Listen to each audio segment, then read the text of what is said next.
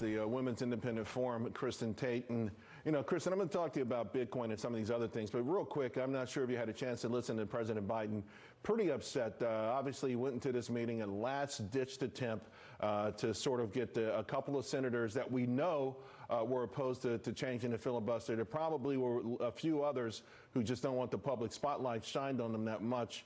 Just your thoughts. He's pretty upset. This sounds like a rally cry, maybe something for them to use going into the midterm elections. Yeah, that's right, Charles. I think what's really going on is the Democrats really want to federalize our voting rules in this country.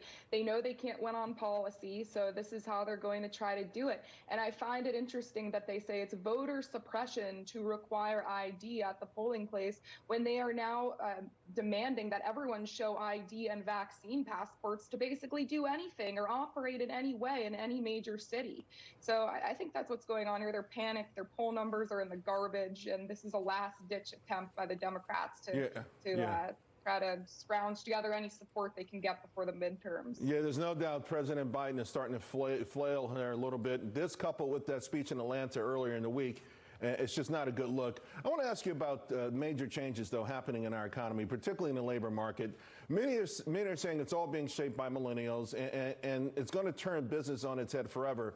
So yesterday in the Fed's Beige Book, there were so many adjustments made to lure these workers. You had no meeting Wednesday. I never even heard of that. They're subsidizing pet care, self-care days. You got to tell me what that is. 4-day work weeks. I mean, okay, these all sound like groovy things, but can we continue to grow our economy? Can we have the strongest economy in the world and facilitate all those things long term?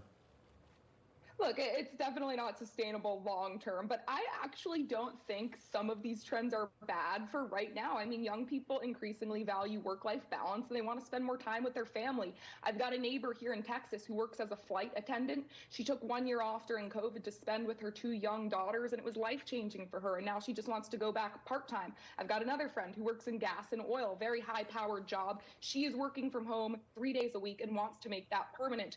There is this growing realization that life is about more than just work, money, and bills.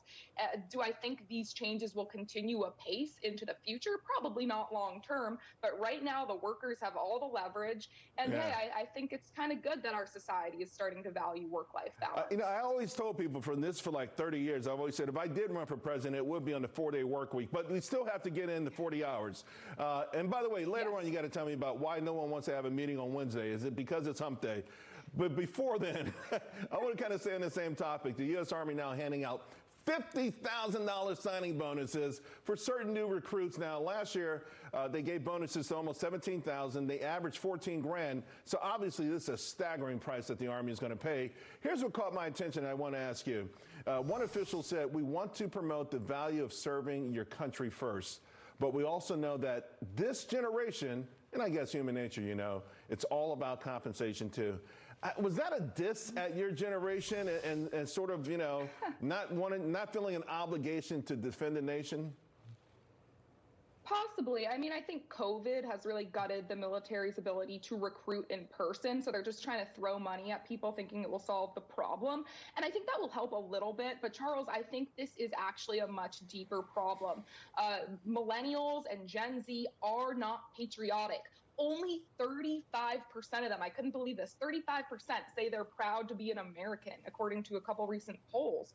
So, I guess it's not that surprising when you really think about it, given that our public education system tells these kids from a young age that America is evil and racist. So how can you really expect young Americans to want to put their life on the line to defend a country that they think is terrible? And then at the same time, you have, families who live in red states, military families who may not want their kids to sign up for the military because they perceive it as going woke. I mean, you have Air Force officers putting their pronouns in their bios now. It's ridiculous. Yeah. So the military has a much deeper problem on its hands than just payouts or, COVID lockdowns. This is a deep problem. Kristin, been too long. Happy New Year. Talk to you soon.